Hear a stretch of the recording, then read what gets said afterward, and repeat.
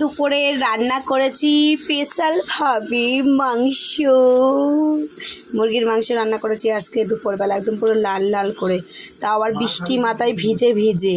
কি করব, বৃষ্টি পড়ছিল ভীষণ। তো চলো তোমাদের একটু দেখে আসি। রাক্ষস 1 মাস খাইনি রাক্ষসের মতন।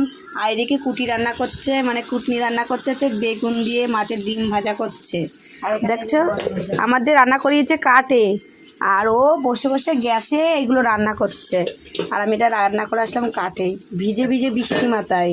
বৃষ্টি পড়ছিল যেতে, ওই জন্য ভিডিও বানাতে পারিনি। আর আমাদের বাড়িতে তো 3-3টে বাচ্চা আছে, একটাই যে আমার কোলে বসে আছে এখন আপাতত। যে পুরো ভিজে পুরো স্নান করে ফেলেছি, তাই একেবারে চান করে চলে আসলাম, কারণ বৃষ্টি পড়ছিল এর জন্য। কি করব, আর হচ্ছে এই জায়গায় এসে বৃষ্টিতে ভিজে ভিজে রান্না করাটা যে কি কষ্ট, যারা করে তারা বোঝে। তো যাই হোক, খেতে গেলে তো বৃষ্টিতে ভিজে রান্না করতেই হবে। আর যাই হোক, তো চলো সবাই খাওয়া দাওয়া করে দাও, আর টাটা।